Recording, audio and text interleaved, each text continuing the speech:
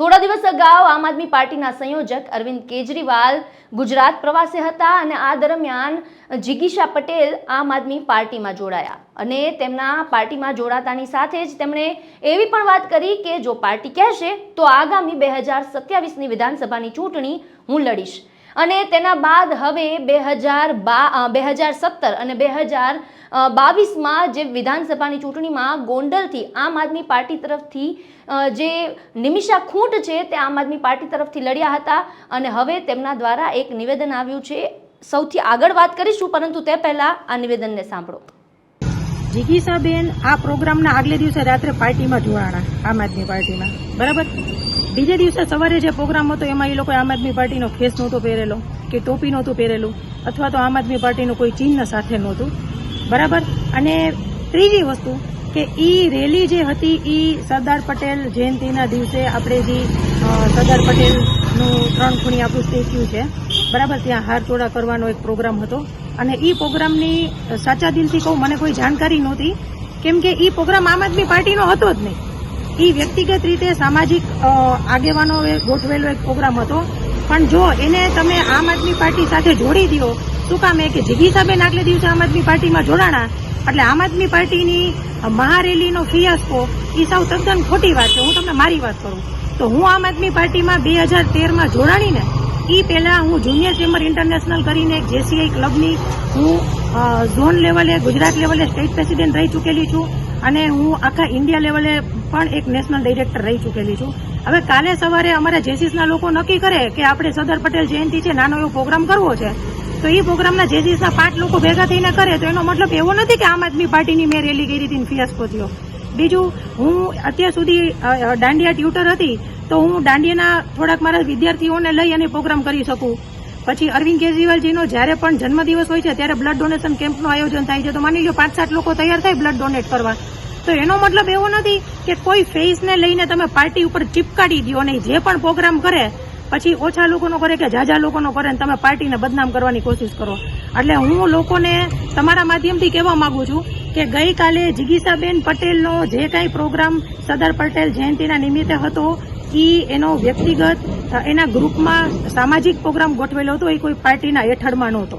અને જિગીશાબેનનું એક નિવેદન એવું પણ હતું કે આગામી ચૂંટણી ગોંડલથી લડશે જો પાર્ટી ટિકિટ આપશે. આપનું શું કહેવું છે? જો ભાઈ, આમ આદમી પાર્ટીમાં જાજા લોકો જોડાવા માંડ્યા છે, મતલબ પાર્ટી પ્રગતિ કરે છે, એ તો નક્કી થઈ ગયું. બીજી વસ્તુ, આ તો જિગીશાબેને જાહેરમાં તમને કીધું એટલે તમને ખબર પડી. જિગીશાબેનની પહેલા પણ ગોંડલના જ 5 લોકો અમારા એક્સ એમએલએ છે દિલ્હીના ગુલાબસિંહ યાદવજી, એમને સર્કિટ હાઉસમાં મળીને આની પહેલા પણ 5 લોકોએ કીધું કે અમારે આમ આદમી પાર્ટીમાંથી લડવું છે. એટલે આ તો એક પાર્ટીની પ્રક્રિયા છે. જેમ જેમ પાર્ટી મોટી થશે, જેમ જેમ પાર્ટી પ્રોગ્રેસ કરશે એમ હજી તો 2.5 વર્ષની વાર છે, પુષ્કળ લોકો આવશે. પણ જોવાનું એ છે કે તમે કોઈ પાસે ટિકિટ માંગો અથવા તમે ટિકિટની અપેક્ષા રાખો એના પછી તમે કેટલું કામ કરી શકો છો, કેટલો સમય આપી શકો છો, કેટલા ઘસાઈ શકો છો.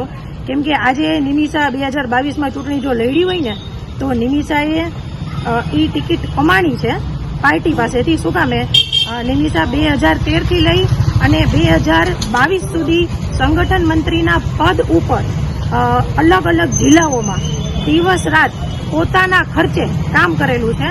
અને બીજું હું કહી દઉં, હું દાવા સાથે કહી શકું કે આમ આદમી પાર્ટીના કોઈ પણ નેતા જાહેરમાં એવું કહી દે કે નિમિષાબેને જે છેલ્લા 10 વર્ષ સંગઠન મંત્રીમાં કામ કર્યું અને 2.5 વર્ષ એને એક ઉપાધ્યક્ષ તરીકે કામ કર્યું, મારા પાર્ટીમાં 13 વર્ષ થયા, 13 વર્ષમાં નિમિષા ખૂટે પાર્ટી પાસેથી 1 પણ નયા રૂપિયાની ડિમાન્ડ નથી કરી. સ્વ ખર્ચે હું આ પાર્ટીને બહુ સન્માનીય સ્થાન ઉપર મારા જીવનમાં રાખું છું. મેં મારા સ્વ ખર્ચે તન મન ધન લગાડીને પાર્ટીને ઊભી કરી છે અને એનું મને પાર્ટીએ સન્માન આપ્યું છે 2022માં ટિકિટ આપીને. એટલે ઘણા લોકો ટિકિટ માંગશે, પાર્ટીને જેને સારું લાગશે એને ટિકિટ આપશે. બેન, તમારું શું સ્ટેન્ડ રહેશે આગામી ચૂંટણીને લઈને? જો સ્ટેન્ડ બહુ ક્લિયર છે. જ્યારે તમે 2017 ને 2022 2 વખત તમે ચૂંટણીમાં લડ્યા હોય તો તમને ગામો ગામ કોઈ જગ્યાએ 5, કોઈ જગ્યાએ 7, કોઈ જગ્યાએ 10 કાર્યકર્તાઓએ તમને મદદ કરી હોય, ત્યાં તમારી રેલી થઈ હોય, ત્યાં તમે કોઈને કોઈ જગ્યાએ સભાનું આયોજન કર્યું હોય. તો હવે મારી ફરજ છે કે નગરપાલિકા અને તાલુકા પંચાયત, જિલ્લા પંચાયતમાં મારા જે કાર્યકર્તાઓએ 2022માં તનમન ધનથી વગર કોઈ સ્વાર્થે મને મદદ કરી હતી હું એ લોકોને આગામી આહવાન કરું છું કે તમે આગળ આવો અને સ્થાનિક ચૂંટણીઓમાં લડો. એટલે હવે આગળનો ધ્યેય અમારો છે ગોંડલના નગરપાલિકાના ઉમેદવાર અને તાલુકા પંચાયત અને જિલ્લા પંચાયતની ચૂંટણી જોરશોરથી લડવાનો. નિમિષા ખૂંટ 2017 અને 2022ની વિધાનસભાની ચૂંટણીમાં ગોંડલથી લડ્યા હતા અને હારનો સામનો કરવો પડ્યો હતો. પરંતુ હવે 2027ની ચૂંટણી છે તે આવી રહી છે. આમ તો 2 વર્ષની વાર છે, પરંતુ અત્યારથી જ ગોંડલ વિધાનસભાને લઈને આ વિધાનસભા છે તે ચર્ચાનો વિષય બની છે, કારણ કે ત્યાંથી પાટીદાર નેતા જિગીશા પટેલ છે તેને ચૂંટણી લડવાની વાત કરી છે અને ઈચ્છા વ્યક્ત કરી છે. ત્યારે અત્યારથી જ આમ આદમી પાર્ટીમાં છે તે આંતરિક જૂથવાદ, આંતરિક કલહ છે તે સામે સપાટી પર આવ્યો છે, કારણ કે 2027ની ચૂંટણીને લઈને અત્યારથી જ જે આમ આદમી પાર્ટીમાં ડખ્ખો છે તે જોવા મળી રહ્યો છે. હવે આગામી સમયમાં જોવાનું એ રહેશે કે આ બંને મહિલા નેતાઓમાંથી આમ આદમી પાર્ટી કોને આગળ કરે છે ગોંડલ વિધાનસભા ચૂંટણીમાં.